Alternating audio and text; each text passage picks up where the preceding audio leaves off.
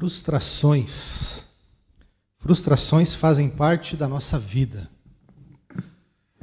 Muitas das frustrações que nós enfrentamos, na verdade, todas as frustrações que nós enfrentamos, elas vêm porque as coisas não aconteceram do jeito que a gente imaginava. Algumas delas vêm porque as coisas não acontecem ou não aconteceram conforme o prometido.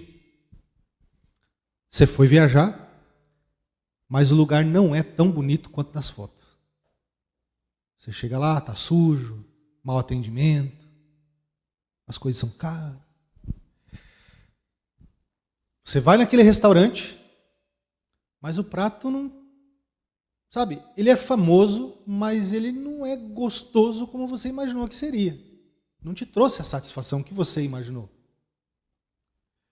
Aquele produto que você comprou pela internet não tem a qualidade que o vendedor garante na propaganda que ele teria. Mas existem outras frustrações que elas não acontecem porque... Elas não vêm porque as nossas expectativas não foram cumpridas conforme o que foi prometido. Mas elas vêm porque nós criamos expectativas em relação a algumas coisas ou pessoas em relação a algo que nunca foi prometido. E esse é um grande problema de cada um de nós. É comum a gente criar expectativas em relação a coisas ou pessoas, mas essas expectativas elas são algo da nossa cabeça, porque elas não estão fundamentadas em alguma coisa que foi prometida a nós. Nós criamos expectativas, mas essas expectativas vieram do nosso próprio coração e não de algo que foi prometido. Às vezes a gente acha que aquele emprego já é nosso. Fomos aprovados, mas o entrevistador, ele só falou que ele ia dar um retorno. Sim ou não. Às vezes a gente acha que estava garantida aquela promoção no trabalho. Vou subir de cargo. Mas quando você foi fazer o processo seletivo, o teu gestor falou que você tinha chances, não que o cargo era seu. Percebe? Às vezes a gente cria a expectativa de que aquela pessoa vem para o nosso aniversário, mas ela nunca sequer cogitou, nem comentou que ela viria. Expectativas que nós criamos dentro da nossa cabeça, fundamentado em nada além daquilo que nós estamos pensando. Já passou por algo parecido? Você criou expectativas em cima dos seus próprios pensamentos e sem fundamento nenhum em algo que foi prometido? Ou você criou expectativas em algo que nunca foi prometido, mas é só coisa da sua cabeça? Quero convidar você a fazer a leitura comigo no Evangelho de Lucas, capítulo 24.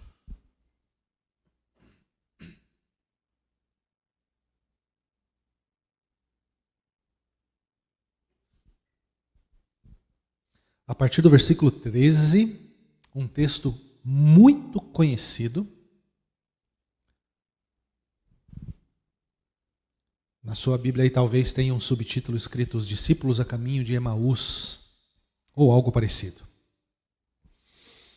Então acompanhe comigo a leitura, nós vamos ler do versículo 13 até o 35. Lucas 24, 13 a 35, com muita atenção, para que a gente possa saborear os detalhes dos ensinamentos da palavra do Senhor, que diz assim: Naquele mesmo dia, 2 discípulos estavam indo para uma aldeia chamada Emaús, que fica a uns 10 quilômetros de Jerusalém, e iam conversando a respeito de tudo o que tinha acontecido.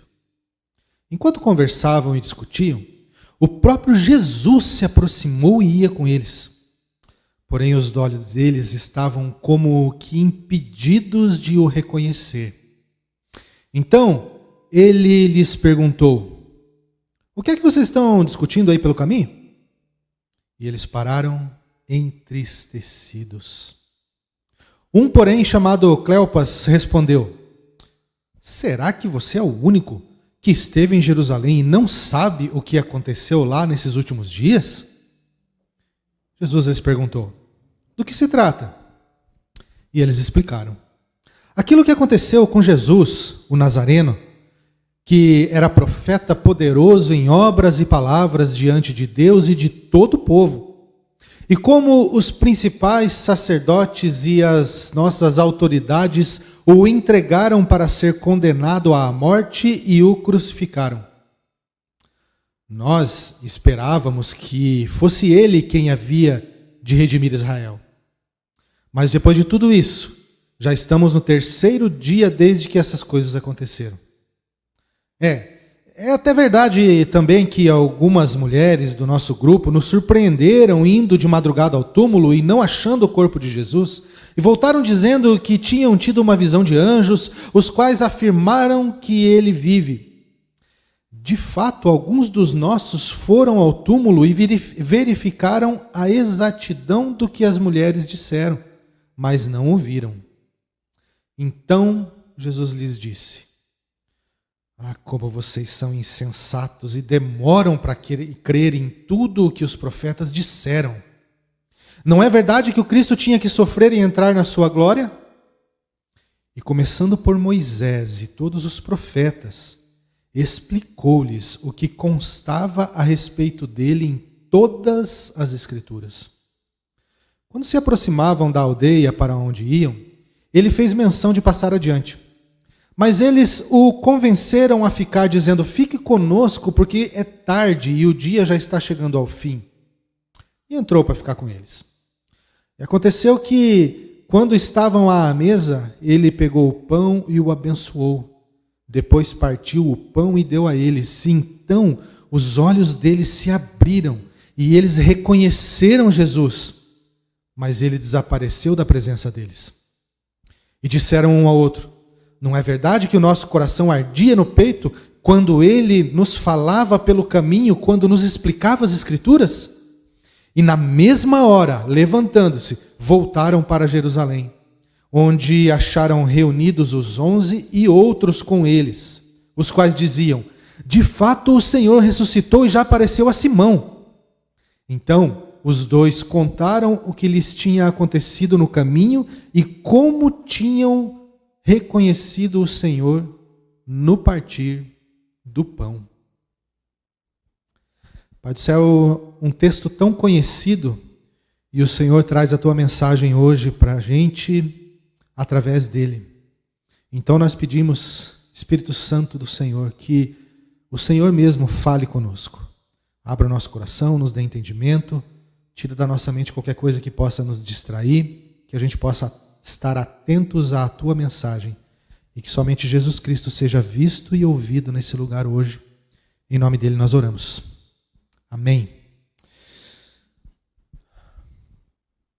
Apesar de ter afirmado com toda a veemência que ele estava pronto a morrer, tudo que Pedro conseguiu fazer foi acompanhar de longe.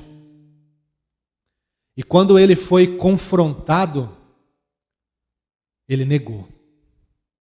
Homem, eu não sei do que você está falando. E logo, enquanto Pedro ainda falava, o galo cantou, e então o Senhor voltou-se e fixou os olhos em Pedro. O último olhar de Jesus. Um peso insuportável do arrependimento. No caminho para o Calvário, uma grande multidão do povo seguia e também mulheres que batiam no peito e lamentavam.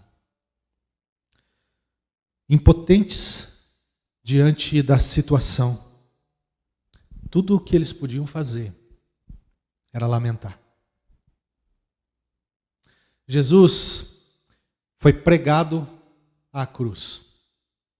E junto à cruz estava a mãe de Jesus, que também impotente podia só contemplar tudo o que eles estavam fazendo com o seu filho primogênito, seu filho mais velho.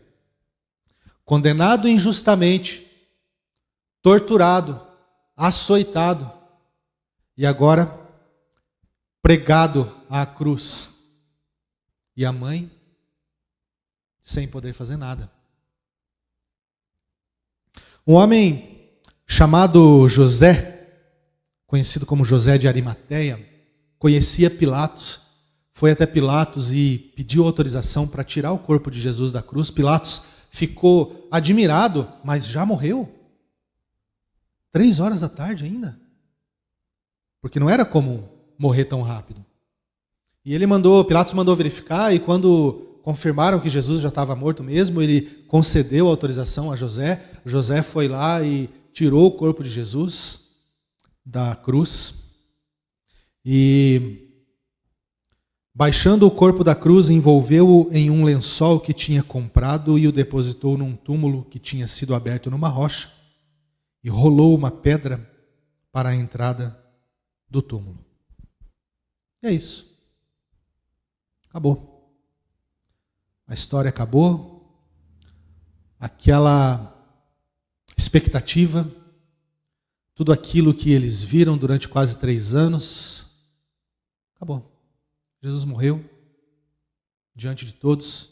Não foi uma história que alguém contou. Eles viram Jesus morrer. Eles viram Jesus ser retirado da cruz. Eles viram Jesus ser sepultado. Acabou. Você já parou para imaginar isso? Já parou para imaginar um amigo seu, muito chegado, ser preso e condenado à morte e ser executado diante de todos, diante das câmeras de TV, transmissão ao vivo pelo YouTube, e você não poder fazer nada porque quem está executando tudo isso é o governo do seu país? As autoridades estão fazendo isso. Você não pode fazer nada. Como será que foi aquela sexta-feira? Porque Jesus morreu na sexta por volta de 3 horas da tarde. Antes de anoitecer, ele já estava sepultado, porque os judeus não fazem nada depois do pôr do sol da sexta. Como que foi aquela noite? Como que o que passou na cabeça de cada um deles? Pedro, os demais apóstolos, os discípulos, a mãe dele. Jesus morreu. Como que eles acordaram no sábado de manhã? Será que dormiram? Você já passou por um momento assim, onde você tem uma tristeza tão grande sobre você, aconteceu algo tão terrível na tua vida que você não consegue nem dormir. Mas chega um momento em que teu corpo, ele desliga. Não é a tua mente, é o teu corpo, ele desliga. E quando você acorda, a primeira coisa que vem é a lembrança do que aconteceu. O versículo 21 do texto que a gente leu, ele é fundamental para entender a mensagem que Deus traz para a gente hoje. Diz assim o versículo 21 de Lucas 24. Aqueles 2 discípulos que estavam conversando com Jesus, mas não tinham reconhecido Jesus no caminho, eles falaram para Jesus assim: nós esperávamos que fosse ele quem havia de redimir Israel, mas depois de tudo isso, já estamos no 3º dia desde que essas coisas aconteceram. Aqueles 2 discípulos, meus irmãos, eles estavam profundamente frustrados com o acontecido. Mas esse peso da frustração, essa frustração ela foi maior do que poderia ser, não porque Jesus morreu, mas porque os 2 nutriram expectativas em relação a Jesus que nunca foram prometidas. E não, eles não eram os únicos. Mas eles estavam dentro de um grupo grande de judeus que nutria a expectativa de que o Messias viria como um libertador político para libertá-los da escravidão de Roma, levá-los de volta, a juntá-los de volta no país deles e transformá-los novamente em uma nação, ou restaurar a nação, o país de Israel de forma independente. Acontece que a Bíblia, Deus, em sua palavra, a Bíblia, nunca havia prometido um libertador político. Esse é um primeiro ponto para nós, para os nossos dias. Deus nunca nos prometeu um libertador político. O nosso Messias prometeu outra coisa.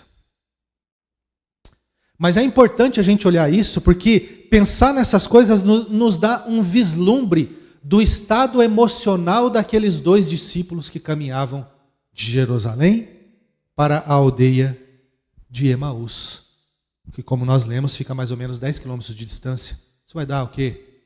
Umas 2 horas de caminhada, talvez. Talvez um pouco mais, porque na época as estradas não eram boas como as nossas, né? Tinha que andar a pé e tudo mais. Mas, meus irmãos, eles estavam frustrados, porque eles criaram expectativas que era coisa da cabeça deles e não expectativas fundamentadas em alguma promessa feita. Era coisa da cabeça deles. Mas, assim, além da frustração, quando pessoas passam por esse tipo de situação, além da frustração, existem algumas outras consequências que vêm coladas na frustração. Fazem parte da frustração. E o texto que a gente leu nos traz alguns exemplos dessas consequências que vêm acopladas à frustração. E eu quero que você mantenha a tua Bíblia aberta para a gente poder voltar a alguns versículos aqui. Eu quero voltar à leitura no versículo 13, Lucas 24, 13, que diz assim: naquele mesmo dia, 2 discípulos estavam indo para uma aldeia chamada Emaús, que ficava a uns 10 quilômetros de Jerusalém. Que dia? Aquele mesmo dia. Mesmo dia qual? O domingo. O domingo posterior à crucificação. E eles estavam indo embora de Jerusalém. Estavam voltando para casa. A frustração que causa desesperança e afastamento. Eles estavam indo embora porque eles perderam a esperança. Jesus morreu. Acabou. A falta de esperança os levou a se afastar da comunhão dos irmãos, da comunhão com os outros discípulos. Eles saíram de Jerusalém e foram embora. Eles estavam voltando para a vida que eles tinham antes de conhecer Jesus. Presta atenção. Eles eram discípulos, eles caminharam, ouviram e viram o que Jesus fez e falou, e porque eles criaram expectativas não fundamentadas em promessas, mas na cabeça, em coisas da cabeça deles, eles perderam a esperança. E essa esperança gerou afastamento. Essa falta de esperança gerou afastamento. Versículo 17. Jesus já tinha se aproximado deles, e então lhes perguntou: o que é que vocês estão discutindo pelo caminho? E eles pararam entristecidos. A frustração que causa tristeza. A tristeza descrita aqui, meus irmãos, não é um mero sentimento. Porque nós cristãos sabemos que é perfeitamente possível ter alegria mesmo estando triste. É um paradoxo, eu sei. Não dá para explicar, eu sei. Mas vocês vivem isso, assim como eu vivo. Eu também sei disso. Acontece que quando a gente não tem esperança, a tristeza também não tem alegria. Ela é uma tristeza profunda. Ela não é uma tristeza passageira. Ela é uma tristeza que pode levar uma pessoa a perder o gosto pela vida, porque não tem mais esperança. Versículos 22 e 23. É verdade que algumas mulheres do nosso grupo nos surpreenderam, indo de madrugada ao túmulo e não achando o corpo de Jesus, voltaram dizendo que tinham tido uma visão de anjo, os quais afirmaram que ele vive. De fato, alguns dos nossos foram ao túmulo e verificaram a exatidão do que as mulheres disseram, mas não viram Jesus. A frustração que gera dúvidas profundas. Um grupo inteiro de testemunhas afirmaram que Jesus havia ressuscitado, ele não estava mais no túmulo. Mas porque as expectativas desses dois discípulos estavam fundamentadas não em promessas, mas em coisa da cabeça deles, porque essa expectativa frustrada causou afastamento e uma tristeza profunda, eles não foram capazes de crer naquilo que os seus amigos estavam falando. Porque eles conviveram com esses outros discípulos também. É como nós aqui convivendo em igreja. É como se eu estivesse frustrado, triste, desesperançoso com alguma coisa, achando que algo não aconteceu, e todos vocês viessem e falassem para mim assim: pastor, aconteceu, nós vimos, mas porque eu não vi, eu não acredito em nenhum de vocês, e eu vou embora. A frustração que gera dúvidas profundas, desesperança e afastamento, tristeza, dúvidas profundas. O que aconteceria depois? O que viria depois disso? Meus irmãos, Romanos capítulo 8 nos ensina que nada pode nos afastar do amor de Deus que está em Cristo. Veja, o que o texto está dizendo não é que nada pode amornar ou esfriar o meu amor por Deus. Isso é perfeitamente possível e é muito provável que, assim como eu, vocês já tenham passado por momentos assim na vida. O que o texto de Romanos nos diz é que é impossível que qualquer coisa nos afaste do amor de Deus por nós. Esse amor que está em Cristo. Nem mesmo a desesperança do nosso coração. Nem mesmo a desesperança do nosso coração é capaz de nos afastar do amor que Deus tem em relação a nós. Veja o versículo 15. Enquanto conversavam e discutiam, o próprio Jesus se aproximou e ia com eles. Em momentos de desesperança na nossa vida, Jesus se aproxima. Ele vem. Eu considero esse, meus irmãos, um dos textos mais belos das Escrituras e um daqueles que podem nos trazer maior esperança, porque os discípulos tinham desistido. Aqueles dois discípulos, eles tinham desistido, eles estavam indo embora, eles não tinham mais esperança. E eles não voltariam mais. Mas nada pode nos separar do amor de Deus que está em Cristo. Então o próprio Cristo foi até eles, em busca deles. Por saber, por ter consciência da fraqueza daqueles discípulos, o próprio Jesus foi até eles, em busca deles no caminho. Versículo 27.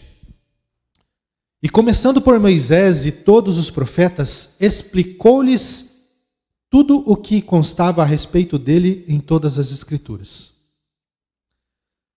No momento da desesperança na nossa vida, meus irmãos, Jesus Cristo traz novamente o Evangelho aos nossos ouvidos. Foi o que Cristo fez com esses dois discípulos. Esses discípulos, eles tinham acompanhado Jesus. Eles não faziam parte do grupo dos apóstolos, dos 12, Mas eles eram discípulos, eles faziam parte do grupo maior que caminhava constantemente com Jesus. Deixa eu lembrar, né? Jesus, ele caminhava e um grupo muito próximo dele, que eram os apóstolos, estavam sempre com ele. Era aquele grupo que, quando ele se retirava para algum lugar, entrava no barco, ia para a montanha, geralmente esses 12 estavam com ele, às vezes só 3, mas era um grupo pequeno. Porém, havia uma multidão de discípulos que andavam para lá e para cá com Jesus. Não eram só os 12. E esses 2 discípulos de Emaús, eles faziam parte dessa multidão que caminhavam com Jesus. Eles ouviram Jesus, eles viram o que Jesus fez. Eles viram Jesus ressuscitar morto. Eles viram Jesus fazer paralítico voltar a andar. Eles viram Jesus fazer cego voltar a enxergar, ou cego de nascença passar a enxergar. Eles viram Jesus fazer surdo ouvir. Eles viram Jesus fazer um monte de coisa. Talvez eles estivessem em cima da montanha, olhando aquele mar que estava quase afundando aquele barco, e talvez eles tenham visto Jesus se levantar e erguer a mão assim. Eles não ouviram, mas de repente o que Jesus falou, quando repreendeu o mar. Mas de repente eles viram que o vento parou e o mar se acalmou. Eles viram. Acontece, meus irmãos, que ainda assim eles perderam a esperança. E a grande lição aqui é algo profundamente contracultural dos nossos dias. Porque, infelizmente, nós vivemos em uma cultura onde se prega milagre em cima de milagre. E as pessoas, para crer, para acreditar que Deus está em determinada igreja, elas buscam uma chuva de milagres em cima daquela igreja, dia após dia, e se não tiver milagres, ainda te falam assim, porque não tem fé. Mas esses 2 discípulos, eles viram milagres atrás de milagres e ainda assim perderam a esperança. Sabe por quê? Porque milagre não fundamenta a nossa fé. O que fundamenta a nossa fé é evangelho, pregação do evangelho, promessa verdadeira de Deus. Nós podemos ver milagres chovendo todos os dias. Ainda assim, pode chegar uma frustração que vai tirar a nossa fé. E a única coisa que pode devolver a esperança é o que Jesus Cristo fez. Evangelho. Jesus foi ao encontro deles e fez algum milagre? Não. Jesus pregou o evangelho a eles. Começando de Moisés, o início da Bíblia, o Pentateuco, passando por todos os profetas, Jesus falou e explicou a eles o que a Bíblia falava a respeito do Messias, corrigindo a expectativa daqueles 2 discípulos. Versículo 31. Então os olhos deles se abriram e eles reconheceram Jesus. No momento de desesperança, Jesus se revela. No momento de desesperança, Jesus vem ao nosso encontro, prega o evangelho novamente a nós, e ele se revela. Aqueles discípulos, eles viram Jesus partir o pão, deu graças, e eles se lembraram de quando Jesus fazia isso antes da crucificação. E os olhos deles se abriram, e a esperança renasceu. É o Cristo, realmente. Sabe o que aquelas mulheres falaram e a gente não acreditou? É verdade. O que aqueles nossos irmãos falaram e a gente não acreditou? É verdade. O que a gente está fazendo aqui em Emaús? Por que a gente não está em Jerusalém? Por que a gente foi embora? Quando Jesus se revela, a esperança renasce. Versículo 33. E na mesma hora, levantando-se, voltaram para Jerusalém, aonde acharam reunidos os 11 e outros com eles. Quando a esperança renasce e os nossos olhos se abrem porque Jesus se revelou, voltamos à comunhão dos discípulos. Foi isso que eles fizeram. Com a esperança renovada, na mesma hora, já era noite, e nós precisamos lembrar que as estradas na verdade, eram trilhas, caminhos. Havia estradas também, porque estava ali, tudo desenvolvido por Roma também, mas havia perigos, não havia iluminação, tinha que andar a pé, havia perigo de animais, ladrões. Por isso que eles falaram para Jesus, quando Jesus estava caminhando, eles chegaram na aldeia e Jesus fez que ia continuar a caminhada, eles falaram, não, volta, fica, entra com a gente aqui, o dia já está se findando, porque só caminhava à noite quem precisava muito fazer alguma coisa. Mas o texto diz que quando Jesus se revelou a eles, e eles falaram um para o outro assim, enquanto ele pregava o evangelho para nós no caminho, não ardia o nosso coração? Eles levantaram imediatamente, para voltar para Jerusalém. E é interessante, meus irmãos, que Jerusalém não era uma cidade pequena. E eles sabiam aonde eles iam. Eles sabiam onde eles deveriam ir, porque foi de onde eles saíram. Eles foram para o lugar onde os 11 e outros discípulos estavam reunidos. E aqui cabe mais uma lição. Voltando um pouco, quando nós perdemos a nossa esperança devido a expectativas frustradas, porque não eram expectativas fundamentadas em promessas, nós deixamos a comunhão. Nós deixamos para trás a igreja. E se a nossa esperança é renovada e Jesus se revela novamente a nós, a primeira coisa que a gente faz imediatamente é voltar para a comunhão dos santos, voltar para a igreja. Não existe desigrejado. A gente sempre fala isso, vocês estão cansados de falar, de ouvir, né? Não existe crente de verdade, discípulo de Jesus, que entendeu o evangelho. Não existe discípulo de verdade desligado da igreja. Não existe. Aqueles discípulos enfrentaram uma grande frustração porque eles criaram expectativas que não estavam fundamentadas em promessas. Eles esperavam de Jesus, esperavam do Messias algo que Deus nunca havia prometido. Eles perderam a esperança porque o que eles achavam que ia acontecer não aconteceu. Isso gerou tristeza, afastamento, eles foram embora, abandonaram a igreja. Eles voltaram para a vida que eles viviam antes de conhecer Jesus. Já para mais 5 segundos e pensa nisso. O crente que estava em comunhão com a igreja, porque ficou frustrado e perdeu a esperança, ele voltou para a vida que tinha antes de conhecer Jesus.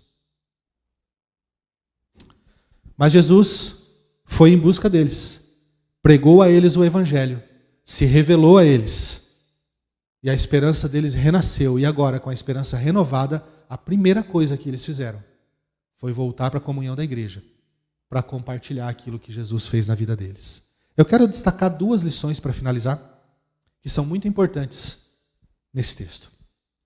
Não devemos criar expectativas em relação a algo que Deus nunca prometeu.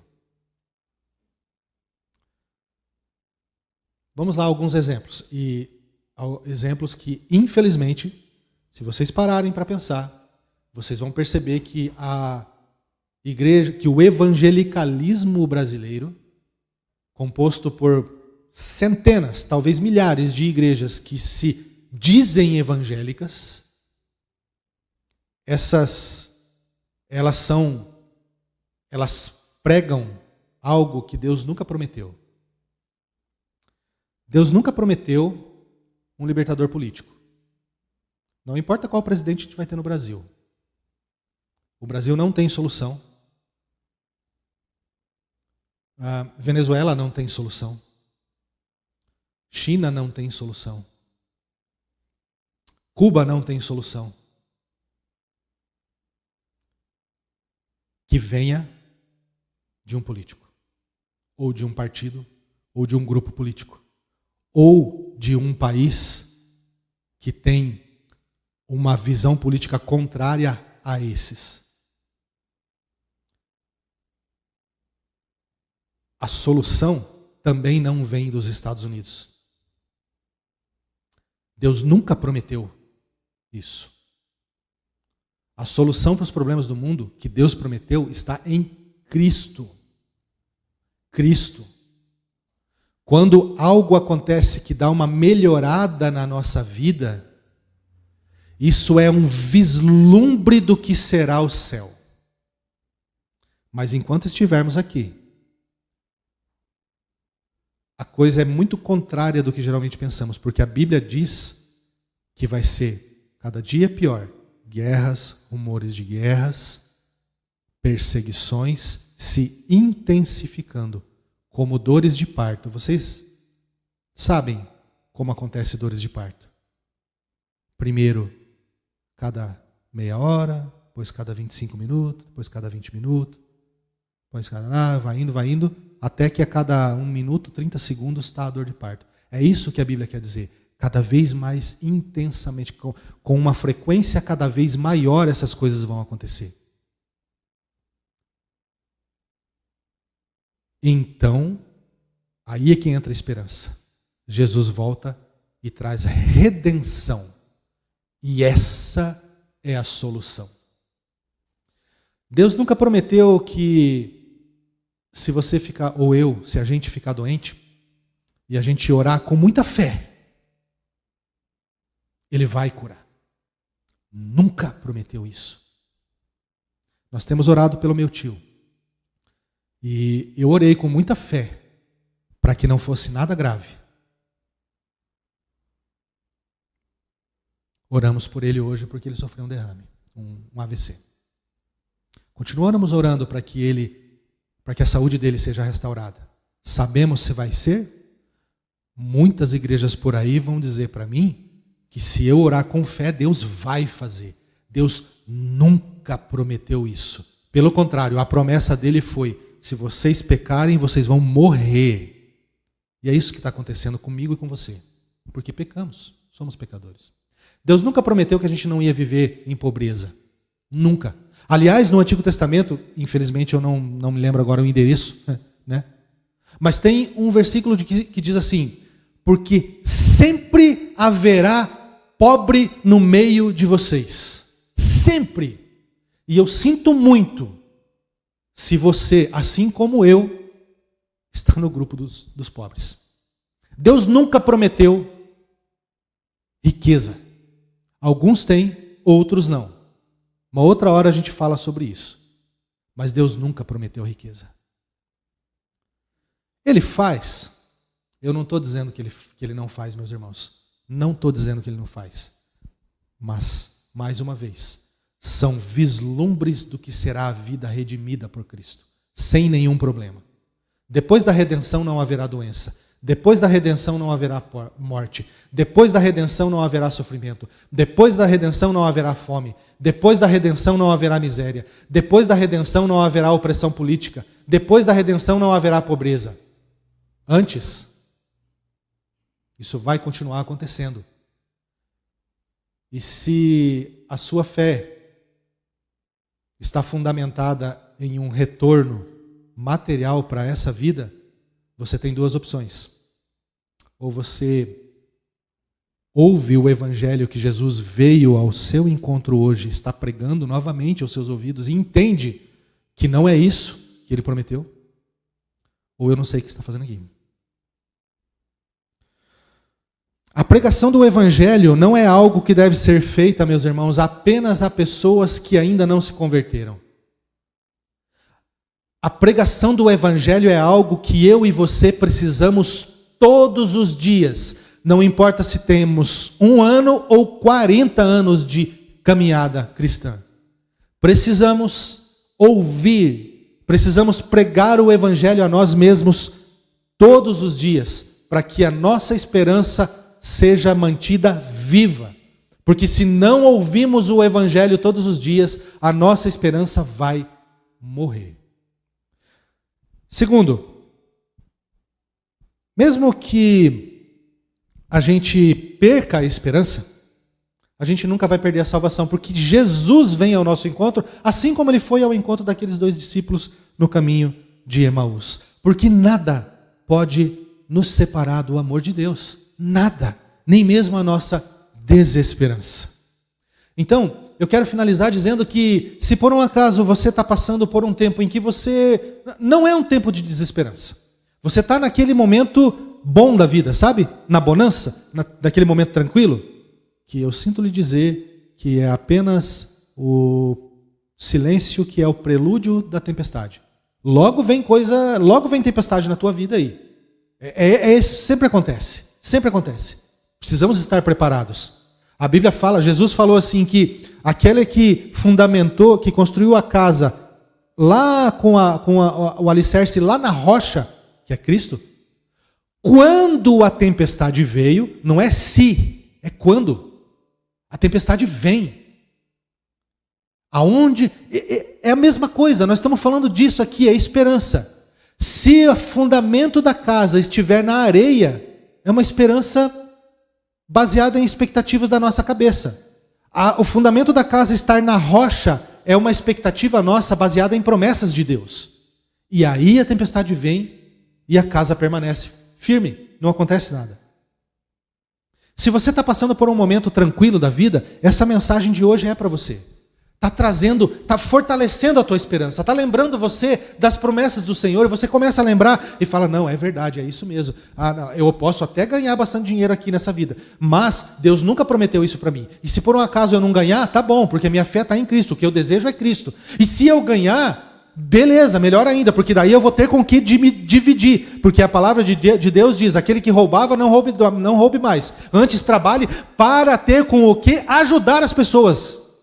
Esse é o objetivo do nosso trabalho. Se por um acaso eu tenho muito dinheiro e eu perder, ficar pobrinho, não tem problema também. Eu vou continuar vivendo, porque assim como disse Paulo, todas as coisas eu posso naquele que me fortalece. Eu posso ser rico, posso ser pobre. Eu posso passar frio, posso passar fome, mas eu posso ter fartura. É isso, eu posso todas as coisas. Se você está num momento bom da tua vida, então, essa mensagem de Deus está vindo para fortalecer ainda mais a tua fé.